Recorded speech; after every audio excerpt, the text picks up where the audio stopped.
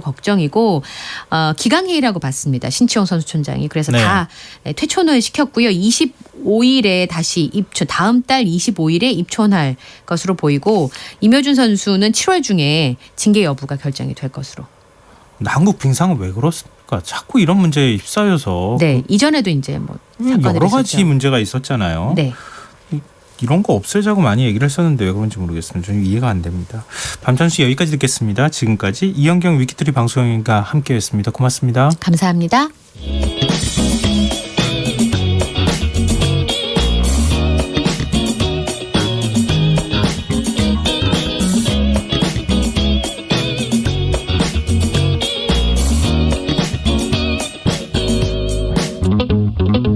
김성환의 시사야.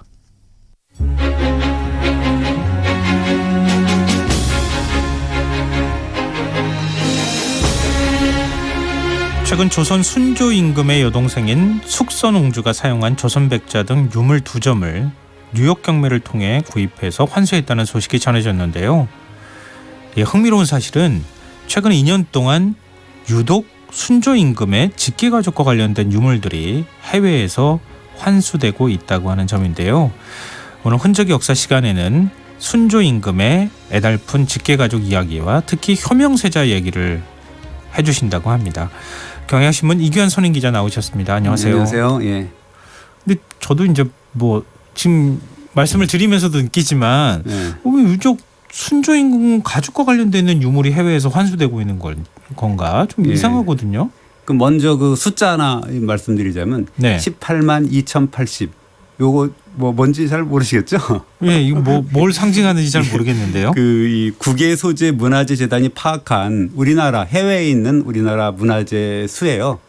근데 이제 예전에 왜 느낌표라는 프로그램에서 뭐 744 뭐 얼마 해갖고 뭐 이제 T에도 이렇게 이렇게 받고 그랬잖아요. 근데 이제 그때는 7만 4,400여 점이었는데 이제 한 10여 년 지나니까 이제 여기서 많이 파악을 막 하고 그랬더니 뭐 이렇게 한 18만여 점이 넘었다고 매달 이렇게 집계를 합니다. 그 사이트가 보면 나오는데요. 그럼에도 불구하고 아직 개인이 소장하고 있거나 뭐 사립 박물관이나 미술관 해외에 거기서 소장한 문화재 수는 파악조차 안 되고 있거든요.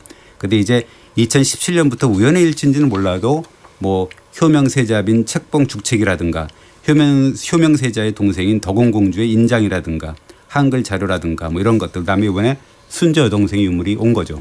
이게 뭐 특별한 계기가 있는 건가요? 뭐 그런 계기가 있는 건 아니고요. 국외소재문화재단에서도 왜 그런지 그렇게 자기들도 한번 생각을 해봤다 그러긴 하는데 그래서 저는 뭐 조선 말기에 어수선한 어떤 그런 시대 상황이 반영된 게 아니겠냐와 그만큼 그 시대에 왕실 유물이 많이 해외로 반출된 의미가 아니겠냐 뭐 이런 생각을 하게 됐어요.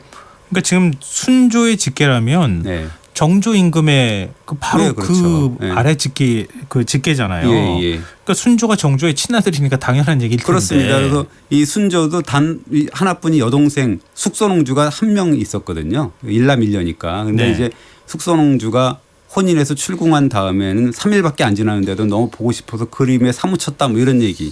뭐 숙선옹주가 입궐한다는 소식이 들리면 여동생을 초조하게 기다렸다든지 뭐 동생이 원하는 거 뭐든지 들어줬다든지 그래서 이 옹주가 결혼할 때는 쌀 100석 뭐 돈 3,000냥 이런 식으로 해서 혼수품까지 이렇게 대주고 이거는 특별히 준 거니까 전례로 삼지 마라. 내 동생한테만 주는 거다. 이런 식으로 이제 너무 아끼니까 그렇게 얘기를 했다고 했어요. 근데 여동생을 얼마나 아꼈길래 이런 얘기가 지금 전해질 정도인지 궁금한데요. 근데 궁에서 뭐랄까요 왕자 공주는 뭐 또래 친구들이 별로 없을 거 아니겠어요? 구중궁궐이니까 아무래도 남매 사이가 굉장히 좀 각별할 뭐 수 있겠다는 생각은 들거든요. 다른 또 친할 수가 없으니까. 그러니까 요 순조의 자녀들도 사실은 비슷하게 되게 친하게 지낸 것 같아요. 그래서 순조 같은 경우는 일남 삼녀를 뒀는데요. 그 정부인한테 그래서 첫째가 효명세자고 나머지 세 분이 명원공주, 보건공주, 덕원공주였는데 이 효명세자 사실은 2016년인가요? 이 탤런트 박보검 씨가 구름이 그린 달빛이라는 그 드라마를 했는데 거기서 이제 역을 맡았잖아요. 근데 그분이 바로 효명세자죠. 박보검 씨처럼 잘생겼나요? 실제로 순조실록을 보면 어떻게 표현이 됐냐면 세자는 이마가 솟은 귀한 상이다. 그러니까 귀티가 난다는 얘기죠. 그리고 이제 그 용의 눈동자를 가졌고 용모가 빼어나고 아름다웠다고 했는데 보통 아무리 과장을 많이 하더라도 그렇게 생겨야 좀 그래도 좀 표현할 거 아닙니까? 영 아닌데 그렇게 표현하지는 않았을 거 아니에요, 그죠? 아니 근데 조금 잘생겼다라는 그런 얘기죠. 그러면 아버지를 닮았다 그러면은 정조를 닮았다고 하더라고요. 정조도 그러면 잘생겼다는 기록이 있나요? 거죠. 그 당시에 표현대로 하면 그렇습니다.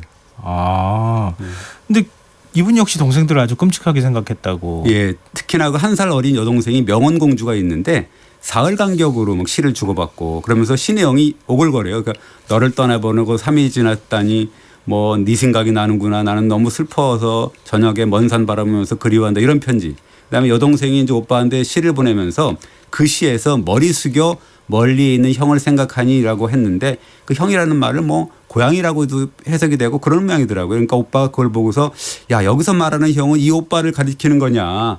고맙다. 이 시를 보니까 또 네가 그립구나 뭐 이런 식의 어떤 좀 표현을 썼습니다.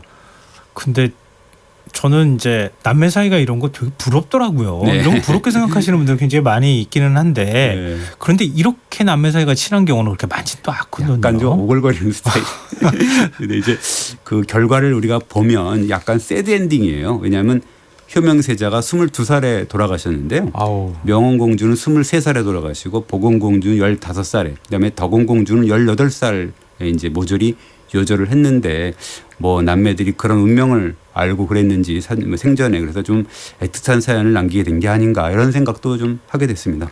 근데 왜 이렇게 단명을 하신 거죠? 뭐 그 당시에는 뭐 병도 좀 걸려 그러니까 막내 덕원공주 같은 경우는 이 잔치하면서 이제 그 이 비빔밥을 먹었다는데 그거가 체해서 돌아가셨다고 하고 그다음에 뭐 이 효명세자는 각혈을 했는데 그 약을 계속 드셨는데도 한 달 만에 돌아가셨거든요. 그러니까 뭔가 하여튼 특히나 이분들이 좀 아무리 이제 뭐 의학이 좀 그 당시에 좀 덜 발달해서 왕족이잖아요. 그럼에도 불구하고 좀 일찍 돌아가신 것 같아요. 근데 효명세자 하면은 보통의 세자와는 조금 다르다고 네. 하는데 예. 추전왕이라고 부른다고 하죠. 예, 맞습니다. 그래서 뭐 태정태세 문단사하면서 맨 마지막에 보면 정순원철 고순 이렇게 끝나잖아요. 그러니까 27명인데 그래서 살아생전에는 임금은 아니었지만 사후에 임금으로 모신 이른바 추전왕이 9명이 있었는데요. 다른 분들은 정식 임금으로 쳐주지 않는데요. 그럴 수밖에 없는 게 9명을 또 외워야 되잖아요, 우리가. 그렇죠. 근데 이렇게 해갖고. 없잖아요. 그 사이에 지금. 그렇죠. 그러니까 되게 27명의 왕중. 뭐 더 해야 9명을 더 한다 그러면 우리가 외울 수가 없잖아요. 귀찮은데도. 그러니까 이제 그 다른 분들은 정식 임금으로 쳐주지 않는데 오로지 효명세자만은 우리가 그래도 익종이나 문조라는 시호로 국왕대우를 해줘야 되는 게 아니냐라는 그런 얘기가 있고요. 그래서 정순, 익, 헌철, 고순 이렇게 해야 되는 게 아니냐 이런 얘기가 있습니다. 아 그래요? 그럴 정도예요? 네. 그럼 뭔가 특별한 이유가 있으니까 그렇게 국왕 대우를 해주자는 얘기가 나오는 거 아니겠습니까? 그렇습니다. 실제로 효명세자가 조선을 3년 3개월이나 실제로 다스렸기 때문에 그런 거고. 그렇군요. 그러니까 1827년 2월부터 30년 5월까지 대리청정하라라는 아버지의 명, 순조의 명에 따라서 국왕 대리로 해서 다스렸거든요. 그리고 이 효명세자의 저술이 열상어제라는 데 실렸는데 열상어제는 그 조선조 역대 임금들이 시문을 모은 책이거든요. 그러니까 거기 실렸으니까 굉장히 그 임금 대우를 해줬단 말이죠. 네. 그래서 이제 효명세자를 국왕 대대 직대로 평가를 하고 공식적으로는 익종이라고 해도 뭐 딴죽 걸 사람은 없다라고 우리가 생각할 수가 있죠. 근데 권력이라는 거는 부자지간에도 나눌 수 없다고 그렇죠. 얘기하잖아요.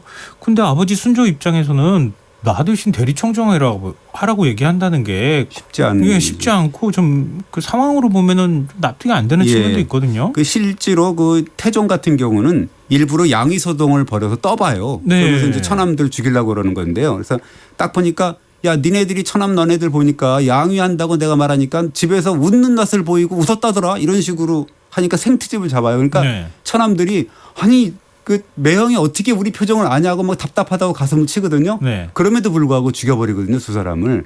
그런 정도로 굉장히 이 쇼를 벌이는 건데 막 이런 대리청정을 하거나 양의를 선언하거나 그럴 때는 신하들은 물론이고 왕세자도 머리를 짓지고 아니되옵니다 하면 난리를 떨어야 되거든요. 네. 그래야지 역모를 안 하고 있다라는 걸 그렇죠. 증명하잖아요.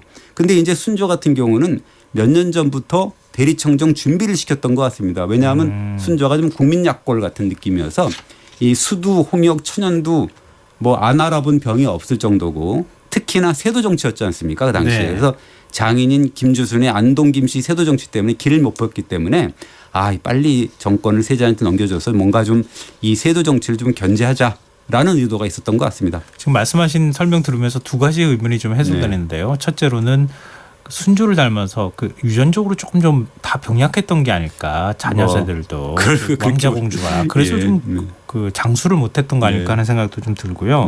지금 이렇게 정권을 빨리 좀 넘겨줘야 되겠다고 생각한 세도 정치가 도대체 얼마나 심각했길래 이 정도까지 얘기를 왕이 했을 정도인가.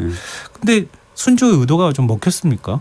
예, 그 순조가 대리청정을 명하면서 인사권까지 줬어요. 인사권 보통 잘 안 주잖아요. 네, 그렇죠. 인사권까지 주면서, 그러니까 세자가 만만치는 않았던 것 같습니다. 그래서 대리청정 사흘 만에 전 현직 2조 판서 3명을 줄줄이 2개월 감봉 처분을 했는데 왜 그러냐? 자기가 이제 대리청정을 하고 난 다음에 또 이 조상들한테 가서 인사를 해야 되잖아요. 종로 가서. 근데 인사를 하러 가면 의식이 있지 않습니까? 근데 그 의식을 이 사람들이 제대로 못했다는 거예요. 그래서 뭐야 도대체 감봉 이런 식으로 해갖고 전 현직 2조 판서 3명을 그렇게 감봉 처분을 내리고 또 하나가 있는데요. 순조가 대리청정을 명했을 때 강하게 아까도 얘기했지만 머리를 짓지고 말이야 아니됩니다 해야 되는데 우의정 심상규가 그러지 않았다는 거예요. 그때 당시에는 영의정도 없었고 좌의정이 없어서 혼자 이분이 이제 재상이었는데 아니 그때 막 이렇게 아니되옵니다라고 강하게 했어요. 당신 뭐 했냐 그때. 그런 식으로 트집을 잡아가지고 이제 이 쫓아내는데 이분들은 사실은 안동김씨 계열이거든요. 아, 그러면은 이미 뭐 왕위를 물려받은 것이나 다름이 없는 상황인데 그렇죠. 그때 아버지가 나한테 왕위 물려준다고 했을 때 왜 그때 그렇게 하지 않았느냐 이렇게 질책하는 게 어색하잖아요 상황이. 그렇죠. 근데 그렇게 일부러 트집을 잡은 것은 이 세도 정치를 못하게 하기 위해서 좀 견제하려고 하는 목적이 강했다는 거잖아요. 예, 그래서 이제 그 효명세자가 좀 재미있는 게 자기 칼에 피를 안 묻히고 어떻게 했냐면 그동안 소외됐던 소론, 남인, 북인 세력을 사원부나 사관원에 이렇게 배치를 시킵니다. 그러니까 거기서는 사원부나 사관원이 탄핵하고 막 이렇게 잘잘못 무서운 기관이잖아요. 무서운 기관이잖아요. 그렇게 해놓고 그들로 하여금 안동 김씨 세력의 비위, 사치 이런 거를 막 고발하게 해서 남의 손으로 해서 이제 축출하는 공론에 따라서 축출하는 방법을 취했죠. 대리청정을 한 게 20살 정도. 19살부터 했죠. 근데 어떻게 19살이 이런 정치적 겉모술수에 이렇게 능했을까 이런 생각이 드는데요. 정말 대단한데요. 좀 부정적인 의견 영리하다 이렇게 표현이 됐어요. 정치력을 발휘했다고 할 수 있을 것 같은데 이 효명세자는 그 빈자리를 자기 사람으로 좀 채우고 외척 정치에 반대하고 뭐 이런 사람들을 대거 기용을 했는데 그리고 세자의 처가였던 풍양조씨 가문 세력들을 좀 약간 등용을 해서 물론 안동 김씨 세력이 컸거든요. 그런데 이제 견제를 좀 했었던 그런 얘기가 있었죠. 근데 풍양조 씨도 만만치는 않았는데 네, 그렇습니다. 나중에. 근데 정치는 잘했습니까? 이런 거 말고도. 예, 그 3년 3개월밖에 안 되는데 그렇게 되면 국회의원 임기보다 좀 짧은 기간이었지 않습니까? 네, 그렇죠. 그럼에도 이제 국정개혁을 위해서 애쓰는 적은 있는데 시험을 엄청 많이 늘려요. 그래서 많이 사람들을 뽑는데 오죽하면 이제 홍문관 육국관리가 아니 전하 시험을 이렇게 늘리면 어떡합니까? 이건 뭐 오늘 뭐 뽑았고 내일 또 뽑고 이런 식으로 하면 도대체 나라 운영 어떻게 하냐고 이렇게 하니까 이 효명세자가 그래? 당신이 이렇게 나한테 직언을 했어? 여태까지 내가 딱 보니까 당신처럼 직언한 사람이 없어. 그래갖고 이 사람을 3등급 이상 승진시켜가지고 대사관으로 정삼품 대사관으로 발탁 임명을 하는 뭐 그런 얘기가 있더라고요. 근데 이런 식의 태도를 보이는 임금은 폭군이거나 아니면은 성군이거나 둘 중에 하나 아니겠습니까? 근데 이렇게 임금한테 직언하는 신하면은 이런 자리에 갈 수 있어. 이거 좀 긍정적으로 봐야 되는 거예요. 긍정적으로 봐야 되는 거죠. 그때까지는 국왕의 권위라는 게 없었다라는 얘기인데 이렇게 뭐 자신감이 있으니까 그랬겠죠. 그리고 이제 그분은 뭐 전국 260만에 이르는 제가 한번 세봤거든요. 부율미를 줬다 그러는데 저희 실록에 이렇게 나와요. 뭐 영남에 얼마 주고 몇 명한테 주고 이렇게 하니까 계산을 해보니까 260만 명이니까 전체 다 줬다라고 볼 수가 있는 거고 그다음에 뭐 과거장이 그때 난리가 아니었거든요. 막 수행원들도 되어갖고 역할 분담시키고 과거를 막 엉망으로 보고 과거가 막 부정 막 하고 그런 사람들한테도 엄단을 하고 그러면서 이제 그 백성들이 직접 올리는 상언이나 격쟁 꽹가리 치고 징쳐갖고 이제 막 이른바 상소 같은 거 올리거든요. 그걸 일일이 반응을 하고 대꾸를 해주고 그랬습니다. 대단하신 분이었네요. 당시 조선시대 인구가 한 2천만 명이 안 되지 않았습니까? 뭐 몇백만 명 됐겠죠. 뭐 그렇게 많지는 않았어요. 구율미를 그렇게 260만 명분을 풀 정도. 반증으로 보면 굉장히 어려웠다라고 볼 수도 있죠. 굉장히 어려웠지만 하여튼 임금이 그렇습니다. 백성을 다스리는 데 있어서는 굉장히 각별한 관심을 가졌다. 그럼 민심을 붙잡으려고 굉장히 노력했다는 얘기가 될 수 있지 않을까요? 그렇습니다. 그러나 그 효명세자의 눈에 띄는 업적은 문학 예술 부분인데요. 이 문학 부분을 보면 하여튼 이 22년을 살았는데 400여 제 시를 남겼는데 대표적인 문화군주라는 할아버지 정조는 200제를 넘기지 않았거든요. 그러니까 얼마나 이 효명세자가 문학적 재능이 뛰어난지 알 수가 있는데 그러나 무엇보다도 이 궁중 연회 때 벌어진 각종 공연 예술에서 남긴 효명세자의 업적이 가장 혁혁하다 이렇게 볼 수가 있는데 3년 3개월 동안 대규모 공연을 3차례나 벌였거든요. 근데 지금 백성들이 굶어가지고 구일미를 그렇게 푸는 상황에서 궁중에서는 잔치 벌이는 게 이게 좀 안 맞는 거 아닌가요? 그렇죠. 그 당시에는 뭐 홍경래 불사론 해갖고 홍경래가 뭐 아직 살아있다 이런 얘기가 죽었는데도 그 정도로 민심이 흉흉했는데 근데 왕조 시대에는 이 잔치가 단순히 놀자파는 아니었거든요. 놀자판이 아니면 그럼 뭐라는 거죠? 이 성리학에서는 예악을 다스리는 군주야말로 성군이라 그랬고 이 예는 천재 질서고 악은 천재 조화다. 그래서 이 당시에 세도 정치 때문에 왕권이 실추될 대로 실추됐잖아요. 그래서 이제 효명세자는 아버지 순조하고 어머니 손원왕후의 탄신일, 즉위기념일 이런 걸 골라서 대규모 잔치를 3번 치렀는데 잔치를 하게 되면 이렇게 되잖아요. 아무리 기세등등한 안동김 씨라도 무릎 꿇고 임금 앞에서 머리를 조아리고 충성을 다하고 술잔 올리고 그러지 않습니까? 그럼 일종의 왕의 권위를 세우는 행사 자리였다. 그렇습니다. 그래서 야 안동김 씨 너희들 아무리 까불어 봐야 임금 앞에서는 꿇어야 되는 거잖아. 뭐 이렇게 얘기를 하는 건데 이런 일도 있었습니다. 효명세자가 궁중 공연 전에 리허설을 하거든요. 하루 전에 리허설을 하고 그러는데 그거를 본 대사원이 아니 이게 무슨 꼴이냐. 기생들이 막 와갖고 궁궐에서 막 리허설하고 공연하고 이러는 게 말이 되느냐. 이건 그러면 안 되는 거 아니냐라고 얘기를 하니까 효명세자가 그래? 그 당신이 한번 예조 참판을 해봐. 그러면서 예조 참판으로 기용을 딱 해버립니다. 예조 참판을 기용했다는 건 뭐냐면 네가 한번 알아서 해보라는 거거든요. 근데 이 예조 참판으로 기용된 분이 책을 쭉 보니까 이게 효명세자 말이 맞는 거예요. 그 뭐라 그러죠? 이 업무 일지를 보니까 매뉴얼을 보니까 궁궐 내에서 하는 게 맞다라는 거죠. 그러면서 이제 그 다음 날 가갖고 세자 앞에서 무릎을 꿇으면서 죽을 죄를 졌습니다. 제가 보니까 세자님이 맞더라. 그러니까 죽을 죄를 졌습니다라고 막 이렇게 나는 이게 죽어야 된다고 막 그렇게 해요. 그래서 세자가 이제 유배를 보내죠. 그 세자가 대단한 그렇습니다. 강단이 있었네요. 과단성도 있고. 그러니까 이 세자가 안동김 씨가 가진 세도는 없었는데 궁중 예법으로 신하들을 쥐락펴락했다 뭐 이런 거고 이 감탄스러운 거는 효명세자가 궁중 연회에서 공연된 모든 작품을 관장했다는 거거든요. 그러니까 당대 공연 같은 경우는 노래, 춤, 반주, 가무악 3요소로 구성이 되어 있었는데 효명세자 대리청정기에 공연된 작품이 모두 40종목이라고 하는데요. 그중에 효명세자가 직접 창작한 종목이 20종목이나 됐고 그중에 17종목은 순수 창작품이고 3종목은 또 전승된 작품을 그 시대에 맞게 재창작을 했다는 거죠. 이렇게 가사를 막 편곡하거나 하거나 가사를 뭐 바꾸거나 이렇게 했다는 얘기는 예술적 재능이 상당했다는 얘기 아닌가요? 그렇죠. 그러니까 어떻게 보면 그 이 리허설까지 세자가 직접 지휘했다는 말이 나온다고 했잖아요. 신조실록에. 물론 이제 혼자 다 한 건 아닐 거고 그래서 김창하라는 사람을 음악 책임자로 두고 뭐 그랬다고 하긴 하는데 뭐 그 사람하고 같이 했다는 거거든요. 그래서 그 사람이 악단을 만들고 물론 효명세자의 지시를 받아가지고 그래서 그 김창하라는 사람이 세자를 보좌해서 다수의 작품을 창작했다라고 하거든요. 근데 이거 임금의 치적을 좀 높이기 위해서 과대포장한 건가요? 아니면 진짜로 이렇게 했다고 봐야 되는 건가요? 근데 진짜로 했다 그러니까 실제로 23곡을 뭐 작곡을 하고 뭐 이런 식으로 했다 그러는 거니까 어떻게 보면 그래서 전문가들한테 제가 과연 효명세자의 역할이 뭐냐고 물어봤더니 뭐 총괄 프로듀서, 총연출, 총감독 뭐 이렇게 해줘.